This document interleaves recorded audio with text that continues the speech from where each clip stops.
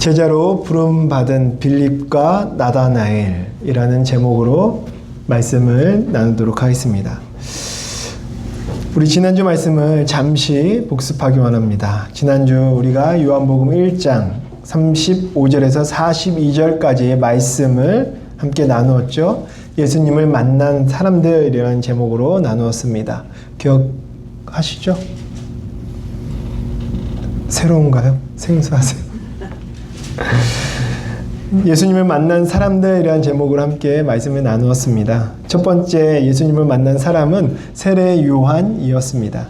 세례 요한은 그는 진짜를 알아보는 눈이 있었습니다.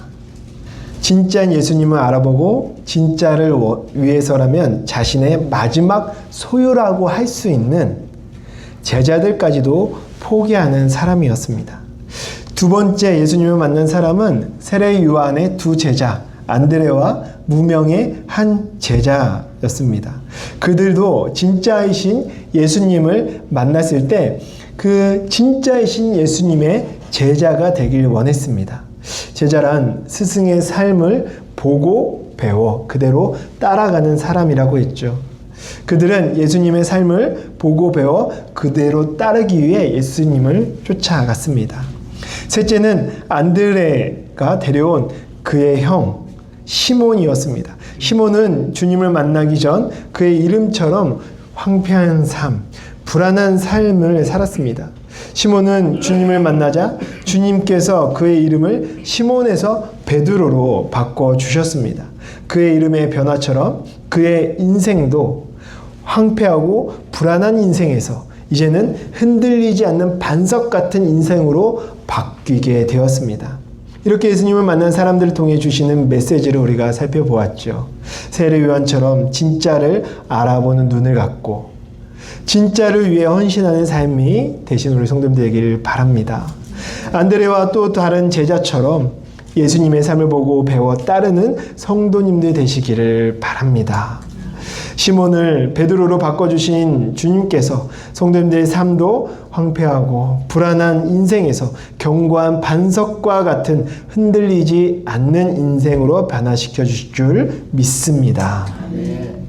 이어서 예수님께서 제자로 부르신 빌립과 나다나엘에 대한 말씀을 통해 우리에게 주시는 하나님의 음성을 듣기 원합니다. 제가 총각 때는 머리를 깎을 때 두 가지 기준을 갖고 깎았습니다. 그 기준이 무엇이었냐면 첫째는 집에서 가까워야 돼요. 아무리 잘 잘라도 멀리 있으면 안 갔습니다. 둘째는 싸야 합니다. 싸고 집에서 가까운 5분 거리 안에 있는 미용실이면 그냥 아무 데나 가서 이렇게 머리를 깎았습니다. 그런데 이제 아내를 만나고 연애를 하면서 아내가 한 번은 머리를 어디서 깎냐고 저한테 물어보는 거예요. 그래서 이야기했죠. 집 앞에서 싼 데서 깎는다. 그랬더니 하는 말이 다른 데를 좀 알아보라는 거예요.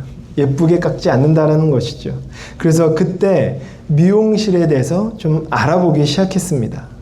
미용실마다 남자 머리 커트 가격이 다 달라요. 그때만 해도 제일 싼 데는 얼마인지 아세요? 5,000원이었습니다. 블루클럽이라고 5,000원. 가면은 5,000원이면 머리를 깔끔하게 깎아줬습니다. 근데 알아보니까요, 비싼 데는요, 10,000원, 20,000원, 30,000원, 아니, 50,000원까지 한 데가 있더라고요. 남자 머리 이거 커트해주는데. 그래서 왜 이렇게 비싼가? 5,000원짜리도 있는데 50,000원이라니 10배잖아요? 그럼 왜 이렇게 비싼가 알아봤더니 비싼 미용실들의 공통점이 하나 있었습니다. 그것이 무엇이었냐면은 비싼 곳일수록 사람의 이름을 걸고 운영한다는 거예요. 박준 뷰티랩 혹시 들어보셨어요? 박준 뷰티랩. 그런데 안 가시. 네. 이철 헤어커커, 박승철 헤어 스튜디오, 다 자신의 이름을 건 미용실들이었어요. 그리고 막상 그 미용실들에 가면 체인점이나 사실 박준 헤어 디자이너가 있지는 않습니다. 박승철 헤어 디자이너가 있지는 않아요. 못 만나죠. 그런데도 가격이 비싼 이유는 그 헤어 디자이너들 밑에서 자신들이 배웠다라는 거예요. 그분들이 자신들의 스승이라는 거죠. 그래서 스승의 이름을 걸고 체인점을 운영해도 본점처럼 가격을 비싸게 받고 있었던 것이었습니다. 유명한 스승에게서 배웠기에 다른 미용실과 자기들은 다르다라는 것이에요. 세상에도 스승과 제자가 있습니다. 사람들은 스승에게 배워 출세하고 성공하기 위해서 유명하다라는 스승을 찾아다닙니다. 스승을 찾아왔다고 다 제자로 받아주는 것은 아니지요. 일정한 테스트를 통해서 제자를 뽑습니다. 재능이 있나 없나 보기도 하고요. 자신이 가르쳤을 때 잘 따라올 수 있나, 이해할 수 있나 보기도 하고요. 또 재정 형편은 어떠한지, 때로는 외모까지도 보기도 합니다. 두루두루 다 따져보고 자신의 제자로 알맞은 사람을 선택해서 제자로 뽑죠. 그런데 오늘 말씀을 보면은 세상의 방법과는 전혀 다르게 스승과 제자가 만나는 장면이 나옵니다. 43절입니다. 제가 읽어드리겠습니다. 이튿날 예수께서 갈릴리로 나가려 하시다가 빌립을 만나 이르시되 나를 따르라 하시니. 세상은 제자가 스승을 찾아다닙니다. 그런데 오늘 본문에 보면 반대예요. 스승이 제자를 찾아와 나를 따라오너라 라고 말씀합니다. 그래서 예수님께서 제자를 뽑는 기준을 우리는 보게 되죠. 예수님이 빌립을 만나셨을 때 나를 따르라는 말씀 외에는 아무런 말씀도 하지 않으세요. 또한 말씀을 보면 빌립에 대한 어떤 묘사도 하지 않으세요. 똘똘하고 눈치가 빠르더라. 학식이 뛰어나며 성품이 온유하고 충성스럽더라. 외모가 준수하더라. 이런 빌립에 대한 어떤 언급도 없습니다. 이것이 얼마나 감사하고 큰 은혜인지 모릅니다. 예수님이 제자로 삼는 사람, 예수님의 제자의 조건은 학식이 있어야만 하는 것도 아니고 집안의 형편이 좋아야만 하는 것도 아니고 외모가 뛰어나야 하는 것도 아닙니다. 아멘이시죠? 얼마나 큰 은혜예요. 외모로 뽑는다면 아마 저 빼고는 아닌가요? 성격이 온유하고 모든 사람에게 인정받는 사람이 예수님의 제자가 되는 조건이 아니었어요. 예수님의 제자의 조건, 예수님이 제자로 삼는 기준은 하나, 예수님의 부름, 나를 따르라 라는 부름에 따르는 사람이었습니다. 간혹 어떤 분들은 그렇게 말씀하세요. 저는 학식이 부족합니다. 저는 가정 형편이 어렵습니다. 저는 외모가 떨어집니다. 저는 말을 잘 못해요. 저는 수줍음을 많이 타서 낯선 사람과 잘 어울리지 못합니다. 제자가 되어야 한다고 하면 여러 핑계들을 대죠. 그러나 제자는 선택사항이 아닙니다. 그리스도인의 또 다른 이름은 제자입니다. 근데 예수님께서 조건 없이 부르셨다라는 것은 부족한 부분이 있어도 괜찮다라는 거예요. 제자로 살아갈 때 필요한 능력, 힘, 내가 줄 테니 넌 그냥 따라오기만 하라는 주님의 말씀인 거죠. 예수님께서 다 알아서 다듬어 주시고 가꿔 주시고 제자로서 완성시켜 줄 테니까 너는 나를 따라오기만 하라는 주님의 부름이라는 것입니다. 오늘도 주님은 우리를 제자로 부르십니다. 주님의 부르심에 감사함으로 비록 제자의 삶이 부담스럽기도 하고 때로는 버거움이 있어도 주님의 부르심 가운데 주님을 따라 나아가는 우리 성도님 되기를 주님의 이름으로 간절히 축원합니다. 이어서 말씀 보면은 주님의 제자가 된 빌립이 나다나엘을 주님께로 인도합니다. 빌립이 나다나엘을 주님께로 인도하는 가운데 중요한 전도 방법을 보게 되죠. 45절에서 46절입니다. 제가 읽어드리겠습니다. 빌립이 나다나엘을 찾아 이르되 모세가 율법에 기록하였고 여러 선지자가 기록한 그 일을 우리가 만났으니 요셉의 아들 나사렛 예수니라. 나다나엘이 이르되 나사렛에서 무슨 선한 것이 날 수 있느냐. 빌립이 이르되 와서 보라 하니라. 빌립이 주님의 부르심을 받은 후에 자신의 친구인 나다나엘을 찾아갑니다.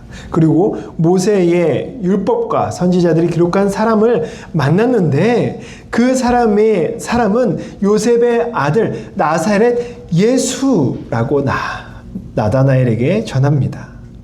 나사렛 예수라는 말을 들은 나다나엘, 그가 어떻게 반응하죠? 나사렛에서 무슨 선한 것이 난다고, 거기서 선지자들이 예언한 그 메시아가 나겠어? 라고 비웃습니다. 그의 비웃음은 어찌 보면 당연한 거예요. 나사렛은 시골이었습니다. 그것도 아주 외진 곳, 빈민가였어요. 나사렛 사람이라 하면 못 사는 사람이라는 꼬리표가 붙을 정도로 나사렛은 그런 곳이었습니다. 가난하고 그래서 못 배워 무식한 사람들이 모여 사는 그 동네가 나사렛이었습니다. 그런데 거기서 메시아가 났다니요. 메시아가 그곳에서 나타났다니 말도 안 되는 것이죠. 그런 생각을 갖고 있던 나다나엘이었기에 나사렛 빈민가에서 메시아가 나타났다는 그 말에 나다나엘은 믿을 수 없었습니다. 그런 나다나엘에게 빌립은 말합니다. 와서 보라. Come and see. 그래, 너가 그렇게 말할 수 있어. 그렇게 생각할 수 있어. 그런데 일단 한번 와서 그분을 봐봐. 라는 말과 함께 빌립은 나다나엘을 예수님께로 인도합니다. 나다나엘을 예수님께 이끈 빌립의 한마디, 와서 보라 라는 말을 통해 전도란 무엇인지 보게 되죠. 우리가 밖에 나와서 그리고 주변 사람들에게 전도하려고 예수님을 전하면 여러 가지 교회의 문제들을 들추며 비난하는 분들이 있습니다. 교회에 대한 문제는 어떻게 그렇게 잘 아는지, 교회 다니는 성도님들보다 더 많이 알아요. 심지어 이 지역 교회 문제뿐만이 아니라 미국에 있는 저 타주에 있는 교회 문제들까지도 다 알아서 교회 한번 가봅시다. 예수님 믿으세요 하면은 여러 핑계들 대면서 교회 안 가겠다라고 완강하게 거부합니다. 그런 불신자들에게 우리가 해야 할 말은 와서 보라는 것이에요. 그들과 논쟁하며 아니다, 기다, 너가 잘못 생각한 것이다, 내 생각이 맞다. 기독교의 교리와 역사와 사회적 문제들을 들춰가며 논쟁해봤자 아무런 소용이 없어요. 왠지 아세요? 그렇게 논쟁해서요, 내가 지면은 나는 우스운 사람이 되고요, 내가 이기면 그는 바보가 돼요. 그렇기 때문에 논쟁의 끝은 결국 교회를 이끌지 못하죠. 그러기에 최고의 전도 방법은 와서 보라. 와서 보라는 거예요. 와서 주님 말씀을 들어보고 생명의 주님을 만나보라고 전도해야 한다는 것입니다. 어떻게 보면 전도는 어려운 것 같지만 참 쉬운 게 전도예요. 유창하게 말할 필요도 없어요. 와서 보라. 또 한 가지, 빌립이 메시아가 오셨는데 나사렛 예수시다 라고 했더니 나다나엘은 자신의 생각의 틀에서 벗어나지 못합니다. 나사렛에 무슨 선한 것이 나겠냐고 말하죠. 빌립의 전도를 받아들이지 않습니다. 우리도 전도에 대한 편견이 있다면 그 편견을 깨야 합니다. 우리 안에 있는 고정된 생각의 틀을 깨야 돼요. 요즘 누가 노방전도로 교회에 옵니까? 요즘 시대는 관계전도로 해야 합니다. 라고 말하는 분들이 있습니다. 이런 생각도 편견이에요. 편견. 고정된 틀이죠. 관계전도 중요해요. 가장 효과적일 수 있습니다. 그러나 전도는 효과를 놓고 하는 것이 아니에요. 또한 관계전도와 동일하게 노방전도도 굉장히 중요합니다. 노방전도의 유익한 점을 말하라고 한다면 한두 가지가 아니죠. 그러나 무엇보다 노방전도를 할 때 고린도전서 3장 6절 7절 말씀의 능력이 나타난다는 거예요.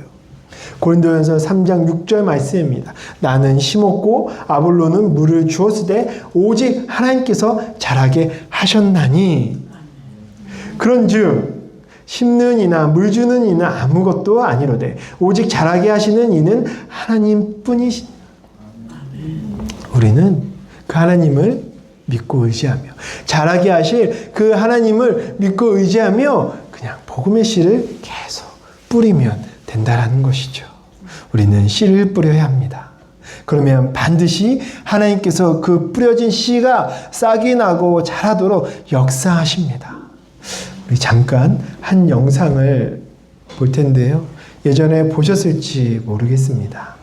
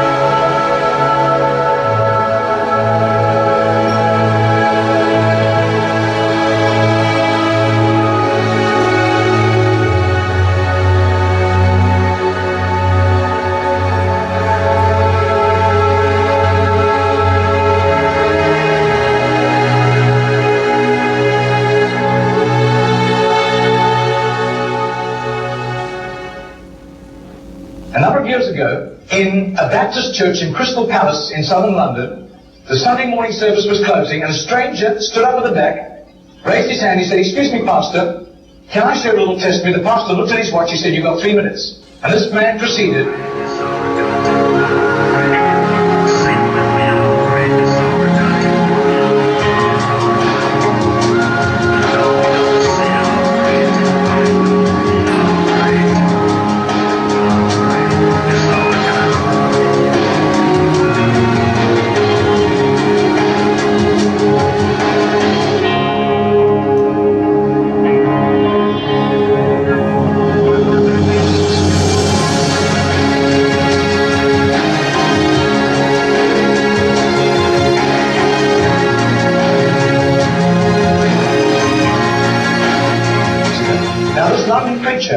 Flew back to the UK and was speaking at the Keswick Convention in the Lake District. And he threw in these 3 testimonies. At the close of his teaching session, 4 elderly pastors came up and said, "We got saved between 25 and 35 years ago, respectively, through that little man on George Street giving us a tract and asking us that question." He then flew the following week to a similar Keswick Convention in the Caribbean, to missionaries. And he shared the testimonies. At the close of his teaching session, 3 missionaries came up and said, "We got saved between 15 and 25 years ago, respectively, through that little man's testimony and asking us that same question on George Street in Sydney." Coming back to London, he stopped outside Atlanta, Georgia, to speak at a Naval Chaplains Convention.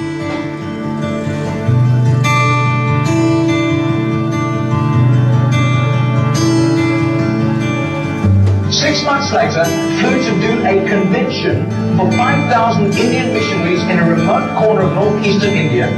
And at the end, the Indian missionary in charge, a humble little man, took him home to his humble little home for a simple meal. And he said, "How did you, as a Hindu, come to Christ?" He said, "One bout of diplomatic service took me to Sydney. And I was doing some last-minute shopping, laden with parcels of toys and clothing for my children, walking down George Street. And this courteous little white-haired man stepped down in front of me, offered me a pamphlet, and said, 'Excuse me, sir, are you saved? If you die tonight, you're going to heaven.'" The splendor of the King, clothed in majesty. I do. His name is Mr. Gennord, but I don't think he does it anymore. He's too frail and elderly. Joys, he wraps himself in light, and darkness rises too high, and trembles at his voice. voice. How great is our God? Sing with me, how great is our God? Oh, see how great is our Margarita did a little count. That's 146,100 people. That simple little nobody except a little group of Baptists in southern Sydney knew about Mr. Giddle. But I'll tell you, his name was famous in heaven.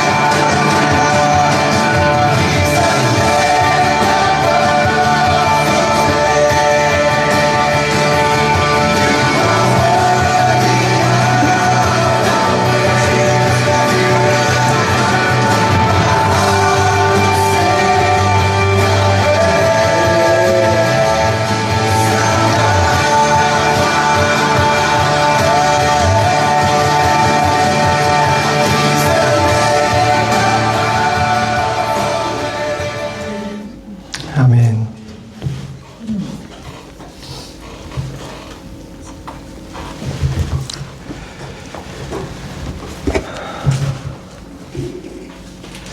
이 이야기가요, 먼 나라의 이야기가 아닙니다. 옛날 이야기가 아니고 지금 오늘날에도 우리에게 계속해서 일어나는 놀라운 하나님의 역사의 이야기입니다. 제가 어제 저녁 때 설교를 준비하다가 한 통의 전화를 받고 너무 기뻐서 춤을 추고 내려왔더니 저희 은서가 보고 따라서 춤을 추더라고요. 아빠가 춤을 춘다고. 한 통의 전화를 받았습니다.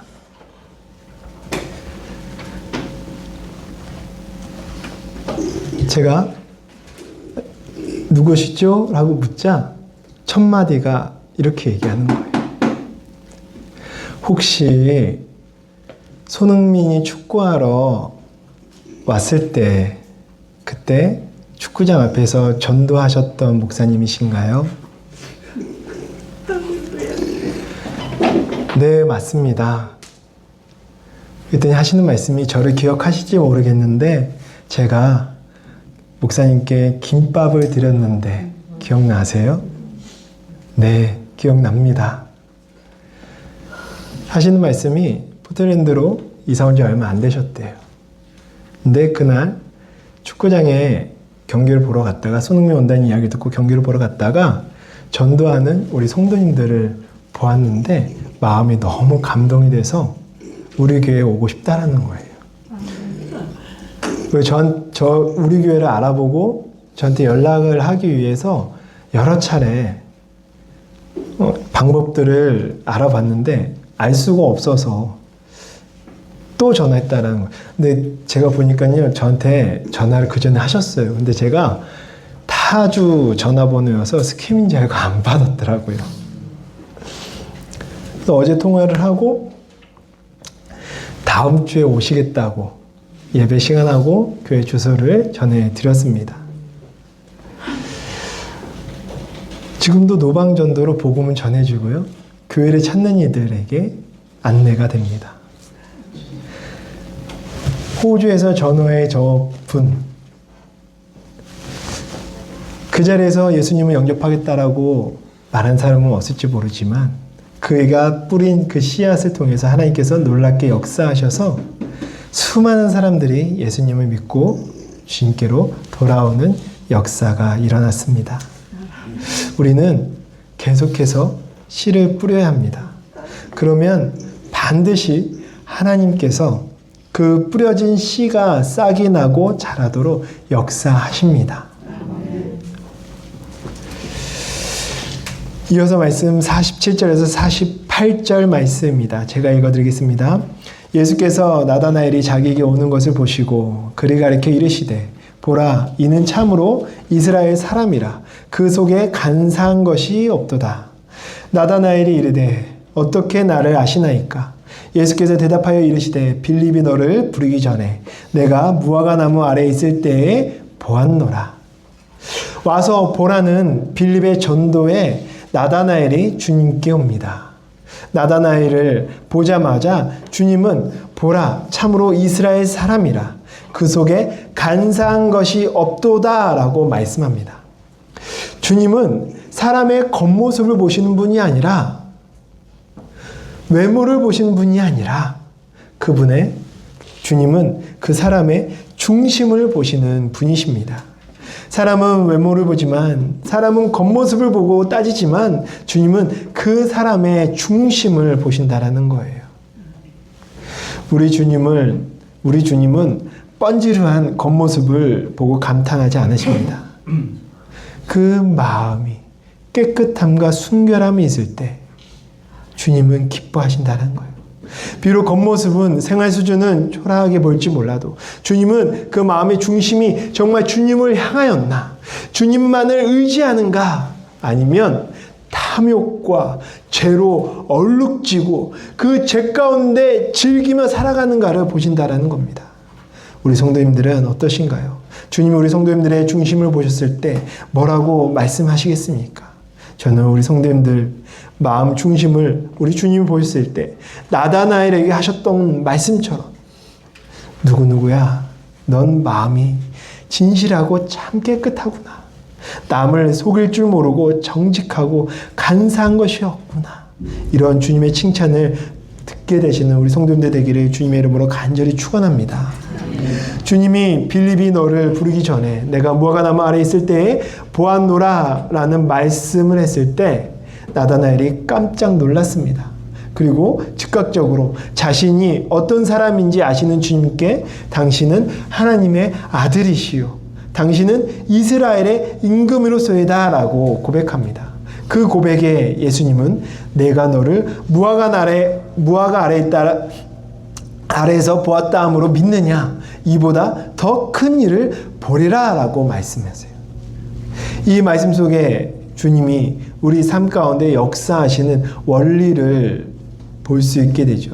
그건 우리의 작은 믿음으로 주님은 큰 일을 이루어 가신다라는 거예요.